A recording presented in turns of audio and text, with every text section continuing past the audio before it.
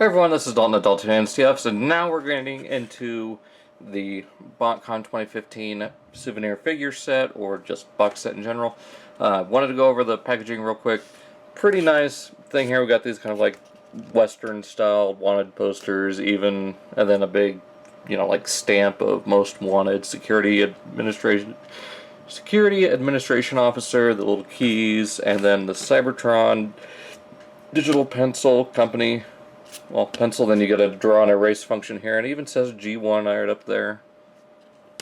Adult collectible down here, Autobot Stepper, Oil Master, Megatron, Battletrap, and Pack Rat. And you got the Energon coffee, and left a little stain on Pack Rat's file. You get here, you get your little special thanks, and your list of figures. And pretty much the same for the rest of the box. Also the location, Hasbro, Authentic Transformers Generations. Well, authentic Transformers. So, let's go ahead and, real quick, let's go ahead and bring in the little red folder that you would get for, either attending or getting the box set, delivered to you. This has, of course, your comic, so you can check that all out. You got a couple of ads in there. And also has your program, your Hall of Fame, special guests, and your TF Source and Robot Kingdom ads. Also included is your certificate of authenticity. So you got that signed by Brand Savage and the director of Transformers brand. I don't know whose signature that is. I definitely can tell that's Brand Savage. Anyways, let's go ahead and get this put away. We'll put it back in the box here shortly. Set the comic aside, and let's go ahead and get this opened up and take a look what we got inside now. Whoa. Alright, so first thing we got here is our little pin for the convention, showing that it took place in Chicago, Illinois. Actually took place just a little bit from there. I can't remember actual name of the small town that it was in. St. Charles, there we go. And we got all of our figures in here, and let's see, the first the figure we're going to be looking at is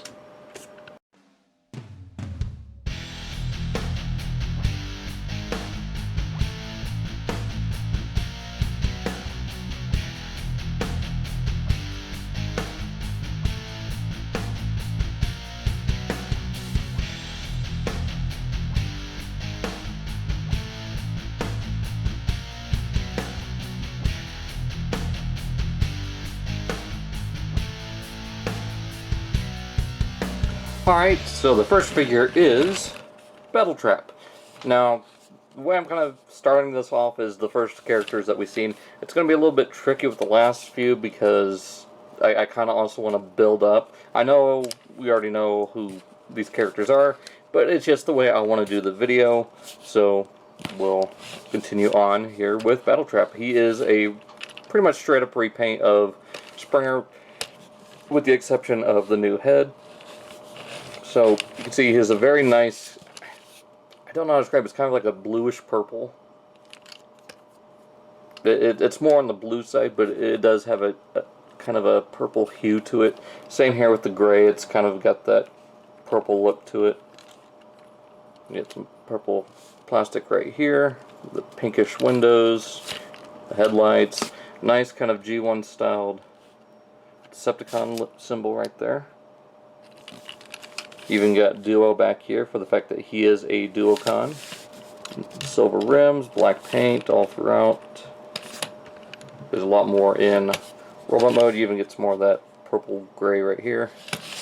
And comparing him to Springer, you can see, pretty much the exact same thing. Now, one thing you can do is you can keep these out like that, or you can bring them in and keep them flush with the vehicle, just make them all one big unit. And actually do like displaying it like this, even though he's didn't show up like this in the comic.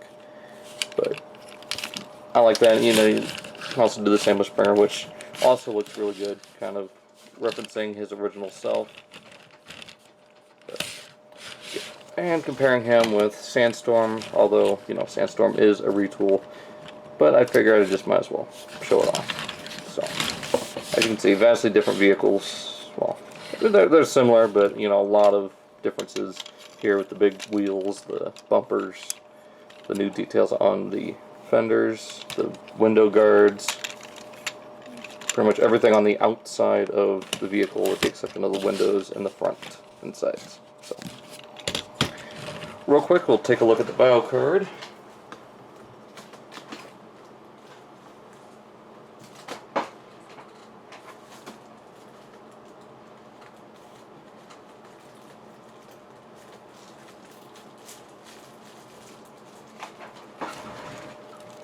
And here it is. So you got that.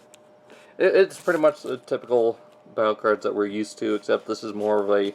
It looks kind of like a mugshot, or kind of like what you'd see maybe on like TV or something, with showing the image of the assailant and their name and, you know, what, you know, well, in his case, the function for Transformers. Anyways, I really do like this artwork. It looks really good. I wish they would have painted that right there, you know, colored that in black like we'll see in robot mode. But anyways, there's the technical data and the bio, so you can read that.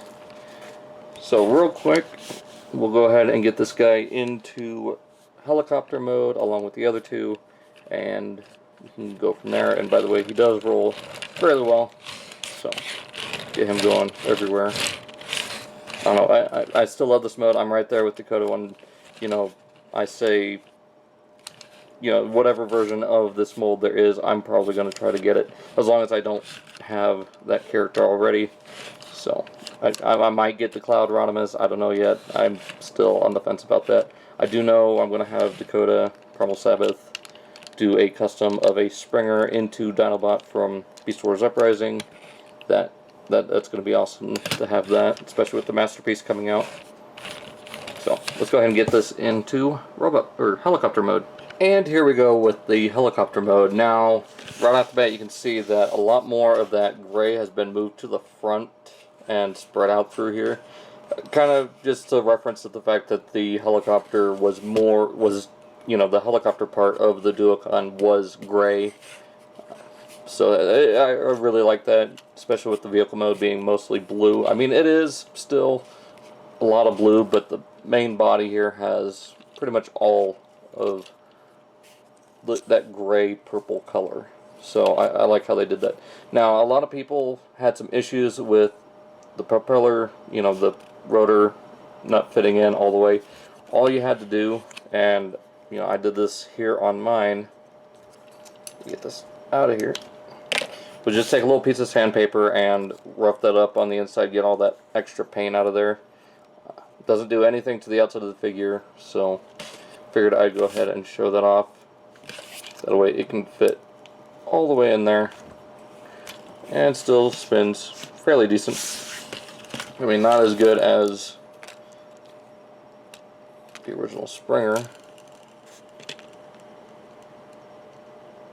but, and just like with Springer, well, first I want to point out paint details. You actually do get some black paint here on the wheel just to match up with the others. Like here with Springer, you got the gray there on the wheels, and you had just a gray for the whole assembly here, whereas here it's mostly this purple with just a little bit of black right along here and the wheels.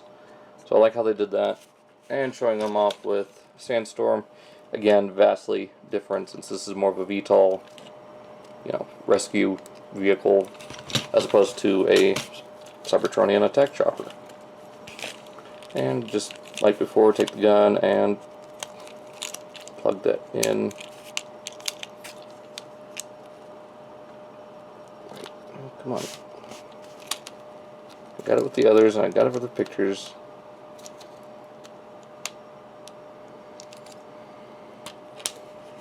There we go.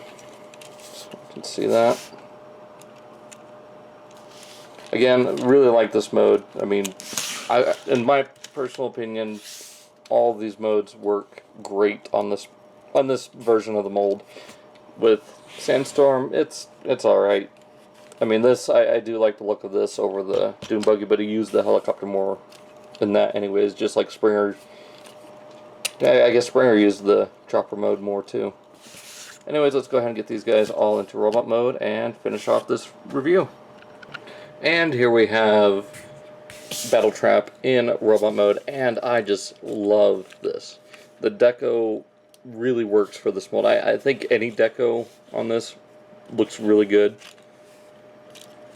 But for Battletrap, this mold works perfectly, and I'm sure the Blitzwing mold would have worked perfectly for flywheels. And speaking of flywheels, let's go ahead and bring in Skytread here. You got the little tank. You got the little jet. And now Battletrap can use his companion as part of a gun. Or as the gun itself. So, yeah, you can do that. I actually do plan on getting two Blitzwings, one to paint up as flywheels. That way we can have both of our Duocons as Triplechangers.